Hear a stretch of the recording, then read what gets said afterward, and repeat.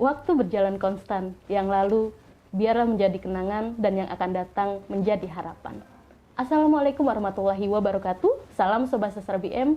Berjumpa kembali dengan saya, Esi Yuliasari dan Kak Muhammad Rois Rinaldi, tentunya di program Cuap-Cuap Sastra. Di penghujung tahun 2020 ini, izinkan kami mengucapkan terima kasih sebesar-besarnya kepada para penonton setia BM TV dan juga para pembaca bm.co, terkhusus rubrik Sastra BM.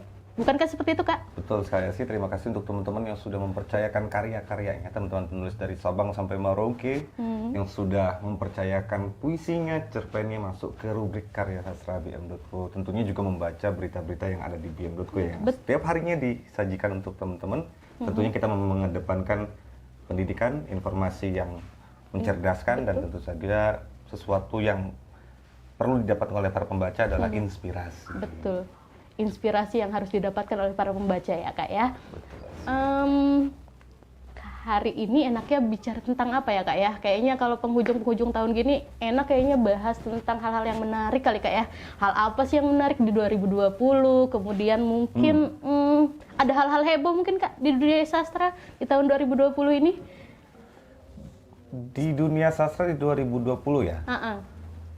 Hal yang pertama, kita tetap harus mendoakan orang-orang yang meninggalkan kita ya di tahun 2020.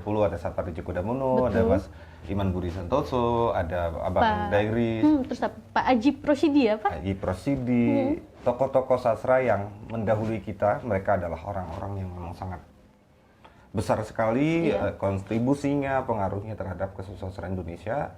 Itu kita jangan lupa pada mereka untuk selalu mendoakan dan tentu saja membaca karya-karyanya, meneruskan pikiran-pikirannya sebagai bagian dari hasanah kesusastraan Indonesia. Yang kedua, hal yang menarik. Hal menarik apa, Kak, yang terjadi selama 2020 ini?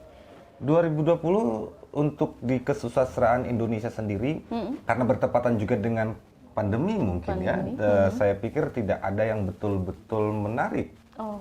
Kalau dalam pengertian menarik, karena semua dilaksanakan relatif sama seperti tahun-tahun sebelumnya. Misalkan ada penghargaan Hari Puisi Indonesia, tetap dijalankan dengan konsep penuh virtual, keterbatasannya, Kak, ya? dengan konsep virtual. Kemudian juga beberapa penghargaan Kusala. Apa itu, Kak, Kusala? Penghargaan sastra untuk buku puisi dan buku prosa. Alhamdulillah di Banten, sahabat kita Nido Paras Erlang mendapatkan anugerah itu sebagai prosa terbaik ya. Paling kabar menariknya itu karena itu sahabat kita. Selamat buat Nido. Memang salah satu prosais terbaik di Banten dan sekarang memang kita juga harus mengakui bahwa Nido Paras Erlang menjadi bagian salah satu proses yang diandalkan di nasional. Hal lain, pertengkaran masih tetap ada, Kak? ya, ada pertengkaran yang substantif, ada yang enggak, ada yang esensial, ada yang enggak. Yang esensial ya perdebatan tentang bagaimana kesusastraan, bagaimana invensi, temuan-temuan dalam kesusastraan, temuan-temuan dalam pemikiran, keilmuan kesusastraan itu kan penting ya. Pertengkaran-pertengkaran dalam dunia akademik, dunia keilmuan tuh bagi saya sesuatu yang normal. Malah kalau tidak ada pertengkaran berarti ilmunya malah tidak berkembang. Betul, Kak. Yang tidak substansial, tidak esensial itu ada ya. juga ya, Kak, yang receh-receh gitu ya, Kak? Receh-receh banyak juga tuh. Misal rebutan siapa hebat, siapa nggak hebat. Rebutan itu, penghargaan nggak sih, Kak? Dihargai kali ya, apa dihargai atau gimana? Rebutan dihargai, ingin dihargai itu normal lah ya, receh-recehnya ada juga tuh di dunia kesusastraan. Terus ada juga pertentangan antar komunitas yang ada ya, sebagian memang larinya ke ide kreatif, larinya ke ideologi kesenian, larinya bagaimana mereka memandang sebuah seni sebagai seni atau seni sebagai pergerakan. Itu satu pertentangan komunitas yang normal dari dulu. Kita mengenal Manikebu, kita mengenal Lekra dengan background politiknya dan sebagainya. Bagiku normal. Yang juga normal tetapi receh itu ya balik lagi tentang siapa komunitas terbaik, siapa komunitas yang bla bla bla bla bla bla. Dalam hal ini saya pengen ngucapin untuk Abang Tarmiji Rumah Hitam, komunitas Rumah Hitam, teman-teman kita di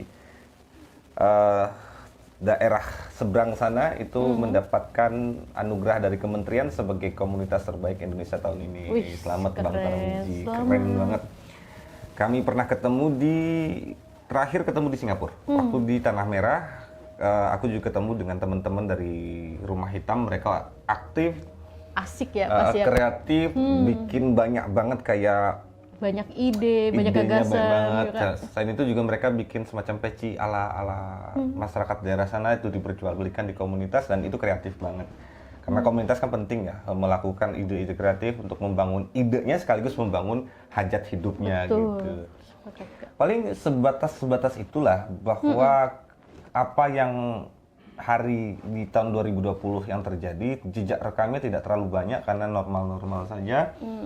Belum ada gebrakan yang seberapa besar, artinya yang sebelumnya tidak pernah ada itu tidak ada. Iya. Apalagi dengan di tengah keterbatasan seperti saat ini Iya, ya, Kak. dengan keterbatasan. Walaupun nggak mati, Nggak kreativitas tetap ada gitu ya Kak ya. Kreativitas tetap ada, cuma ya itulah dengan segala keterbatasan. Tapi kan juga kita tidak bisa mengatakan itu suatu keterbatasan. Oh iya, Bagi aku sih ini zamannya memang begini dan tidak terbatas. iya, Kita sedang menjalankan suatu zaman ya biasa saja. iya. Kak, bicara tentang karya nih Kak ya. Kan banyak karya-karya dari para penulis yang masuk ke bm.co, khususnya di rubrik sastra nih Kak. Bagaimana sih Kak proses kreatifnya tuh Kak di belakang, kemudian kan kayaknya nggak semua karya masuk itu diterbitkan ya Kak ya. Itu seperti apa prosesnya dulu? Prosesnya normal ya. Mm-mm. Ya harus berterima kasih banget ke sastrawan-sastrawan di Indonesia dari Sabang sampai Merauke karena memang setiap minggunya kiriman di rubrik sastra bm.co itu banyak. Artinya kita nggak pernah kehabisan stok. Itu apresiasi yang luar biasa, kepercayaan luar biasa. Sabang sampai Merauke mengirim karya ke bm.co, artinya mempercayai bm.co sebagai salah satu media yang layak dipercaya untuk memuat karya sastra. Itu tidak mudah dan saya secara pribadi harus berterima kasih. Iya. Bahwa tidak semua karya dimuat ya karena memang tidak mungkin memuat semua karya karena kita hanya memuat dalam seminggu sekali satu penulis untuk sajak satu, Iya. satu penulis untuk cerpen satu. Artinya tetap ada seleksi di sana. Ya prosesnya adalah bagaimana memilih antara karya-karya keren yang masuk itu untuk salah satu saja yang masuk. Baik. Dari karya-karya yang keren, memilih satu saja itu kan juga suatu ujian tersendiri ya. Apakah karya-karya yang minggu ini tidak dipilih, minggu depan tidak mungkin dipilih? Bisa jadi karya yang minggu ini masuk dibandingkan dengan karya yang minggu sebelumnya masuk, ternyata bisa jadi saya memilih yang minggu sebelumnya. Iya. Itu kemungkinan sangat terbuka karena berbicara karya sastra soal bagaimana seorang menawarkan sebuah dunia yang utuh, bagaimana dia dapat menghantarkan gairah idenya, gairah karyanya, bukan hanya tentang bagaimana menyusun kata-kata. Kalau orang bertanya, apa sih patokan kekaryaan di BM? Iya. Kalau saya lebih kepada bagaimana seseorang itu sungguh-sungguh. Oke. Tentu hal-hal elementer kebahasaan dan sebagainya itu normal lah ya. Tapi bagaimana orang itu sungguh-sungguh berbicara melalui puisi, bukan hanya menyusun kata-kata. Kalau menyusun kata-kata itu semacam pengrajin kata-kata. Sementara ke penyairan itu harus bisa masuk dan merasuk dalam dirinya sehingga puisi dengan dirinya tidak berjarak. Atau dengan kata lain Hairil, sebuah puisi yang menjadi adalah satu dunia yang utuh. Sementara untuk cerpen itu bagaimana cerita dihadirkan dengan baik dari awal sampai akhir itu perjalanan ceritanya dapat diterima.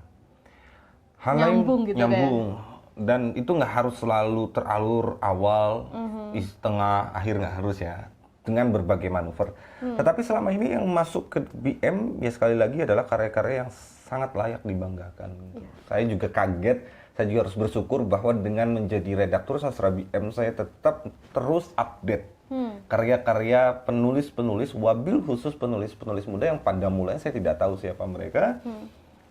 Ketika membaca mereka masuk ke email, saya bersyukur banget karena orang sekarang lain tabiat tulisan dengan orang dulu, walaupun ada pengaruh sedikit itu normal gitu, Tetapi Menjadi redaktur sastrabm.co memberikan kesempatan besar bagi saya untuk terus belajar. Selain memilih itu belajar dari karya-karya yang luar biasa dari waktu ke waktu. Ya, bahkan ada beberapa penulis yang kalau Esi dengar katanya sebelumnya tulisannya biasa-biasa aja, kemudian jadi luar biasa tuh Kak. Saking termotivasi untuk dimuat kali ya. Ya tentu, ini kan tergantung tuh, ada memang yang orang yang happy cukup dengan dimuat di media, cukup memenangkan lomba lalu setelah itu puas. Itu akan terlihat banget dari perkembangan karyanya. Berbeda dengan teman-teman yang memang oke, saya dimuat, tetapi bukan berarti saya selesai. Maka yang rutin ngirim ke bm.co, beberapa penulis yang sangat rutin, saya perhatikan perkembangannya signifikan. Walaupun ada yang tidak berkembang juga, saya tidak bisa mengatakan semua yang berkembang secara signifikan. Ada beberapa nama yang berkembang secara signifikan, dan itu saya pikir hasil dari rasa yang tidak pernah puas untuk menggali aspek-aspek estetika dan aspek-aspek keilmuan kesusastraan itu. Dan itu satu hal yang membanggakan, dan saya yakin orang-orang semacam itu akan terus berkembang. Ya. Baik Kak. Bicara tentang karya lagi nih Kak ya. Biasanya kan karya-karya yang masuk dimuat di rubrik Sastra BM itu dijadikan buku ya Kak ya, dikumpulkan dijadikan buku. Nah, untuk tahun ini seperti apa nih Kak? Apakah akan dijadikan buku lagi atau seperti apa? Iya, wajib sebetulnya, wajib harus dijadikan buku, harus diterbitkan karena itu bagian dari ucapan terima kasih kita kepada para penulis. Para penulis kan masing-masing dapat 2 eksemplar ya, dapat 2 buku free, plus free ongkir, plus t-shirt dan bingkisan-bingkisan lainnya dari bm.co sebagai ucapan terima kasih setiap tahun kami kirim ke para penulis. Bingkisan-bingkisan itu adalah yang dapat dilakukan BM untuk para penulis. Artinya wajib, tetapi saat ini karena mengingat pandemi satu, kita selalu berpikir bagaimana momen penerbitan itu tepat, Esi. Baik. Pandemi ini bukan momen yang tepat untuk menerbitkan karya sastra. Kita juga tidak bisa melakukan peluncuran, tidak bisa melakukan launching, tidak bisa melakukan begitu banyak hal di masa pandemi. Bukan berkata ini keterbatasan, tetapi juga kita harus melihat sesuatu dapat dilakukan atau tidak sesuai dengan konteks zamannya. Saat ini BM belum dapat menerbitkan di Desember ini, harusnya November, Desember itu sudah terbit tuh. Tetapi tahun ini kayaknya diundur hingga di Mei. Kita berharap di bulan Mei semuanya sudah stabil, kita sudah bisa melakukan sesuatu yang lebih. Ya. Dan itu kenapa karya-karya yang dikirimkan kepada kita itu tidak boleh yang sudah dimuat di tempat lain ya Kak ya, atau di media sosial dan lain sebagainya. Tidak boleh, karena memang normal itu dalam aturan-aturan dimanapun, di media manapun yang ada rubrik karya sastra tidak boleh mengirimkan karya yang sudah dimuat di media lain ataupun di medsos, karena ini berbicara soal etik ya, etika konvensi di rata-rata media massa. Kan semua media massa tidak mau menjadi the second gitu. Maunya jadi the first.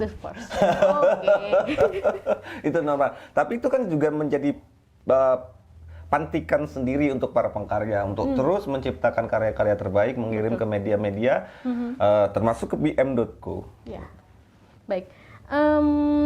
Sudah bicara tentang 2020 dan salah satu yang akan dilakukan di 2021 adalah buku tadi ya Kak ya.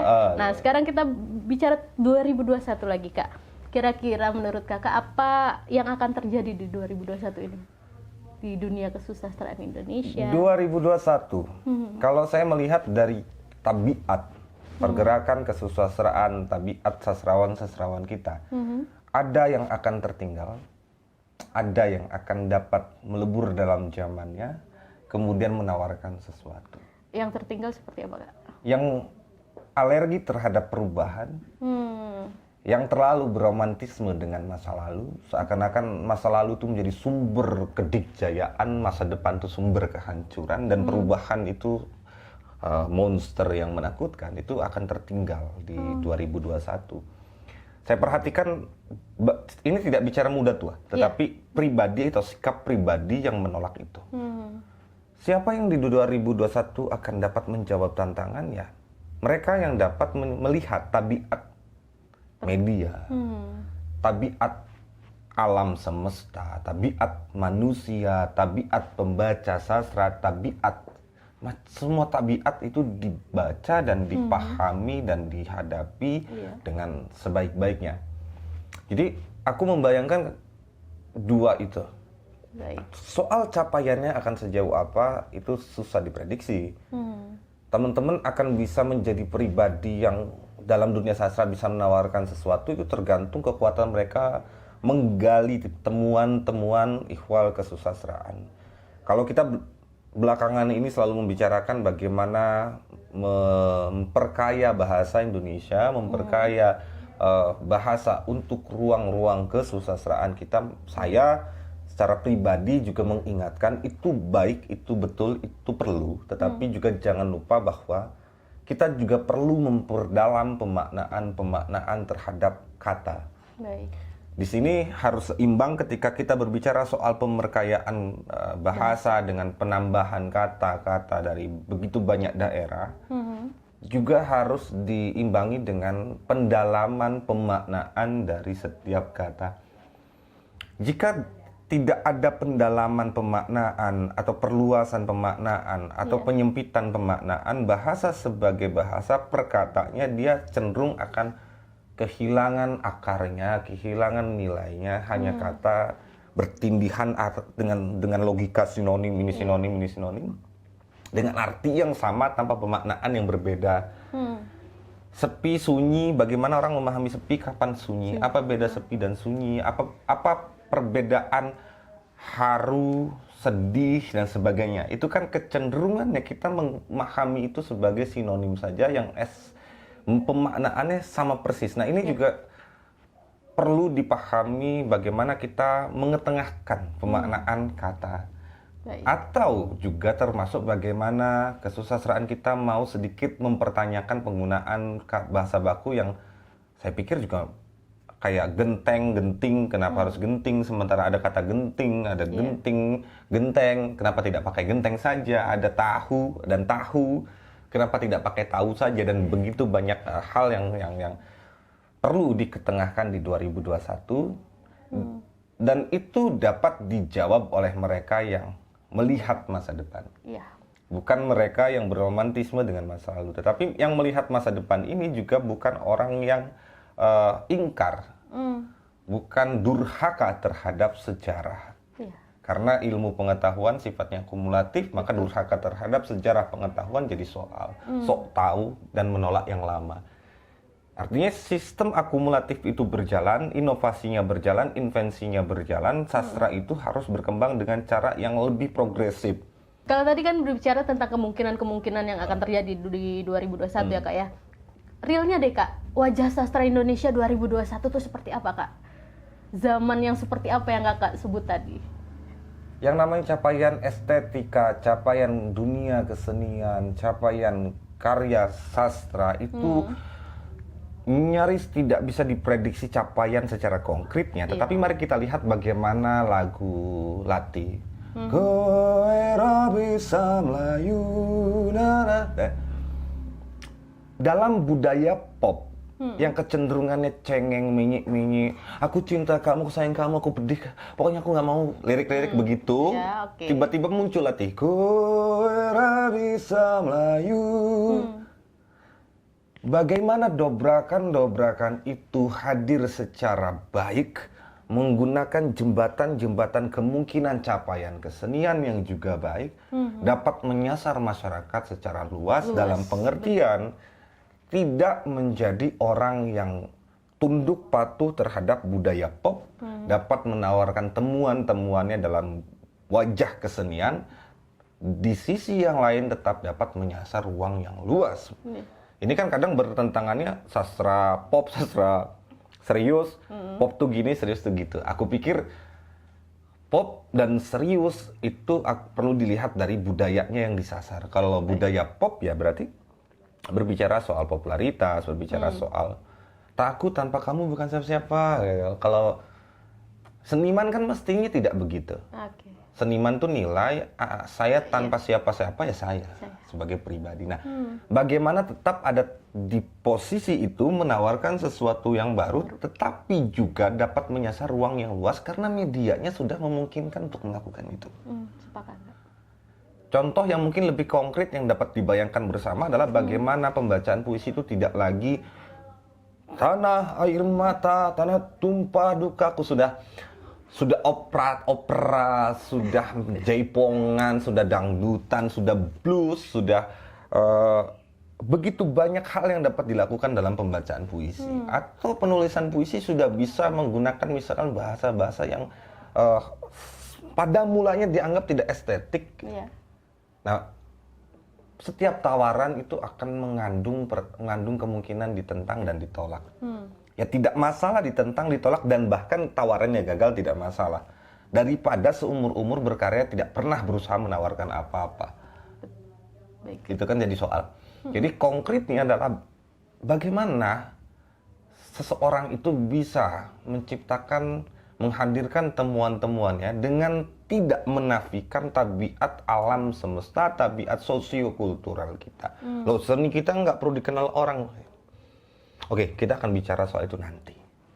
Ini perdebatan yang panjang sekali dan saya optimis ngelihat penulis-penulis muda, walaupun saya masih muda ya sih. Ya, Ini kalau oke. kata muda bukan berarti saya tua ya. Optimis membaca karya, lihat anak-anak muda, banyak sekali kayak Dava, De Putra, Muhammad M.I. Firdaus, banyak lah, saya tidak bisa sebutkan satu persatu, itu di bawah di bawah Dia Anugrah, di bawah Kiki Sulistyo, di bawah saya, di bawah Mario, generasi-generasi di bawah kami itu punya tawaran yang dapat diharapkan, tinggal bagaimana mereka kemudian berani. Iya. Apakah yang tua tidak akan menawarkan apa-apa? Aku bilang, ini bukan soal tua atau muda. Semuanya punya kesempatan yang sama untuk tetap menghadirkan karya. Ini karyanya bagaimana untuk tetap dapat hadir dengan baik, dengan tawaran yang juga baik, nggak klise, nggak norak, nggak sampahan, nggak receh.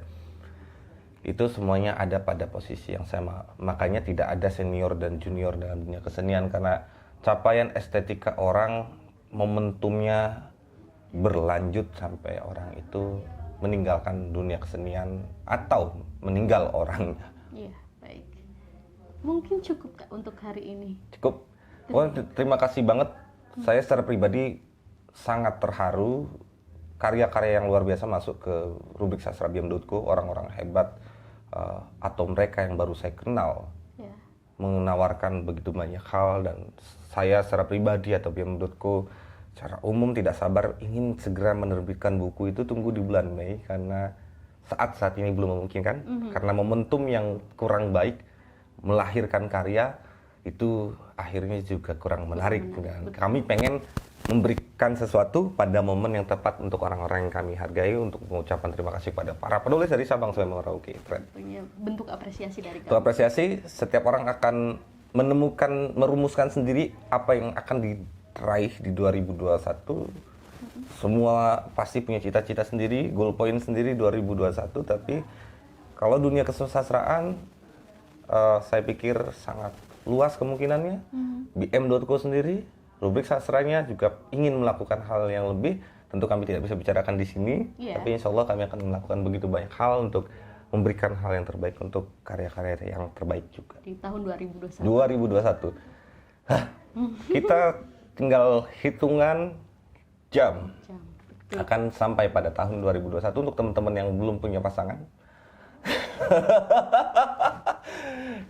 Silakan menulis karya sastra, barangkali dengan begitu Anda bisa mendapatkan pasangan. Amin. Mana tahu ada yang nyantol Ada kan? yang nyantol, kameramennya Abang Dika Ganteng juga mungkin bisa lah ya. Bisa. Dengan menulis karya sastra tiba-tiba nyantol gitu. Tapi biasanya setelah nyantol si perempuan atau si laki-laki menyesal ya. Kok gitu? Ya karena hidup tidak cukup dengan kata-kata. Enggak. Tidak cukup dengan kata-kata. Baik Kak, terima kasih banyak Oke, sekali lagi, Kak. terima kasih. Terima kasih tahun 2020. Terima kasih 2020, luar Selamat biasa. datang 2021. Akan banyak cinta yang hadir. Jangan lupa like, subscribe, and share. BMTV. Salam berkarya dan Berbagi inspirasi. Wassalamualaikum warahmatullahi wabarakatuh. 2021 di depan mata. Ya. Masih jomblo.